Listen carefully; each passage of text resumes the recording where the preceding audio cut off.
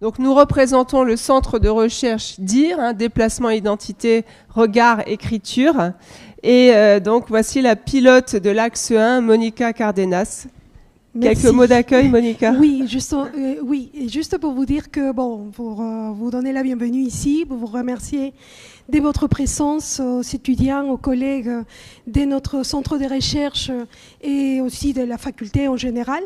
Et nous allons commencer ce 12e forum de publication. Donc on a organisé le premier il y a un peu plus de 2 ans déjà. Donc on souhaiterait faire cette activité plus régulièrement, tous les ans, et pour valoriser notre recherche et pouvoir tisser de nouveaux liens entre chercheurs, mais aussi motiver aux étudiants et partager aux étudiants nos intérêts et les résultats de notre recherche.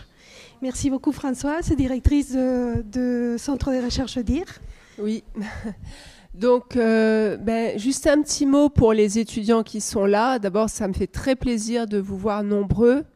Et je voulais vous dire que la recherche, notamment le master recherche, est un parcours professionnalisant d'abord au niveau de la recherche elle-même, parce qu'être enseignant-chercheur, c'est un métier.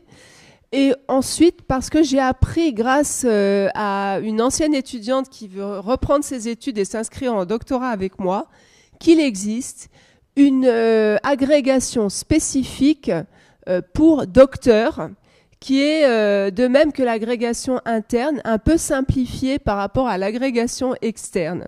Donc, après un master recherche et un doctorat, qui aujourd'hui se fait en 3 ans, donc en tout 5 ans, on a des conditions privilégiées pour passer directement l'agrégation. Donc c'est quelque chose qui est bon à savoir. Peut-être que ça peut intéresser certains ou certaines d'entre vous. Donc après cet excursus, je vais directement introduire cette demi-journée d'études et de forum des publications. Un petit mot sur l'actualité de l'Université de La Réunion, marquée par un désir de clarification de toutes les procédures et de tous les critères de recrutement et de promotion, qui a été émis hier en conseil académique restreint. Ce remue-ménage suppose une remise à plat de nombreuses actions entreprises cette année en vue de la campagne emploi. Parce que ici, je suis là pour vous informer aussi de ce que c'est que le métier d'enseignant-chercheur. Donc, il y a une dimension administrative, politique. Nous faisons du recrutement des ressources humaines avec nos moyens et nos capacités. Donc, avec 4 postes attribués au centre de recherche DIR pour la campagne de recrutement au fil de l'eau de 2025, les enseignants-chercheurs de l'unité ont été, sont et seront très mobilisés d'ici les réunions des comités de sélection d'octobre. Donc les comités de sélection, ce sont des comités de recrutement. Donc pour les étudiants, vous allez comprendre que nous avons l'enseignement, mais il y a aussi beaucoup d'autres tâches annexes et pas des moindres.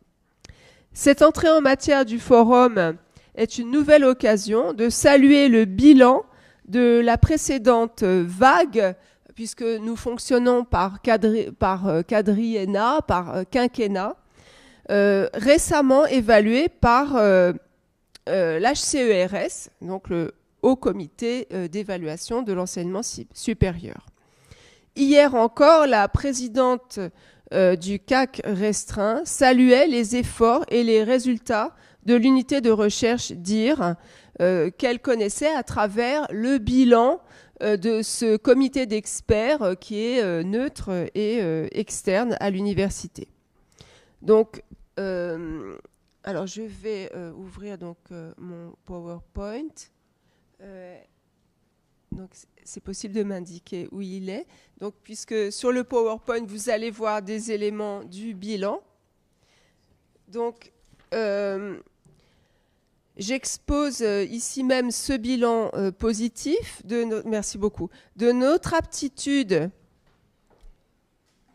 à retourner les difficultés en atouts et notamment a privilégié une recherche axée sur la zone océan Indien, ce qui compense de manière originale notre distance vis-à-vis de l'activité scientifique de la métropole, sans que pour autant on cesse de s'affirmer dans des domaines de compétences plus classiques et académiques, affirmant notamment notre expertise, puisqu'il y a énormément de collègues de dire qui siègent au Conseil national des universités, c'est-à-dire l'instance nationale qui évalue toutes les carrières de l'enseignement supérieur et qui notamment préside à ce qu'on appelle l'aptitude à enseigner dans le supérieur. La qualité, l'intensité des publications ont été saluées. De même, les interactions avec la société civile. Donc, je tenais à rappeler ce bilan positif, puisque le rapport définitif, incluant nos remarques sur des points de détail, nous est parvenu hier. J'expose ici même les points d'attention suggérés par l'HCERS avant d'enchaîner sur les activités de DIR. Donc, ces activités, je ne vais pas tout détailler, mais je vais signaler 4 séminaires, plus 1, je dirais, des séminaires en études de genre comportant aussi une branche consacrée à la question de la sexualité, qui est une question qui nous préoccupe depuis longtemps, parce qu'il y a depuis toujours cet axe de recherche secondaire sur l'intime, sur le corps, et sur l'érotisme. Donc il y a aussi l'axe 2, donc ça c'est l'axe 1 qui donc intervient sur les études de genre. Il intervient également dans une dimension plus transversale qui est la méthodologie et la théorie, avec pour ce semestre une orientation en littérature francophone avec des causeries qui sont enregistrés par Mohamed Haït Arabe, qui invite des collègues de l'étranger et de la métropole à donc conférer sur la dimension théorique de la recherche en littérature francophone. L'axe 2 a également mis en place un séminaire de psychologie et l'axe 3 est très actif et régulier sur son séminaire TRAD, traduction, plus, et nous avons un 5e séminaire qui est plus intermittent, qui est souvent organisé par les linguistes, notamment Sandra Saeman, avec notamment une enquête, et Lawrence Hadji aussi, avec une enquête récente sur l'IA et ses effets en termes de pédagogie et de production estudiantine. Alors, j'ai présenté donc une synthèse des préoccupations du moment et des projets à court terme. Donc, le présent forum, comme le rappelait ma collègue Monica Cardenas, a pour objet de valoriser les productions livresques des enseignants-chercheurs de DIR, les numéros de revues, les publications, les chantiers de recherche. Il nous permettra d'entrer plus avant dans l'esprit de nos enseignants-chercheurs dynamiques et rien ne sera plus parlant pour décrire nos activités. Donc d'avance, je vous souhaite des travaux fructueux et donc je vais laisser la place à notre collègue Florence Pellegris. Merci beaucoup.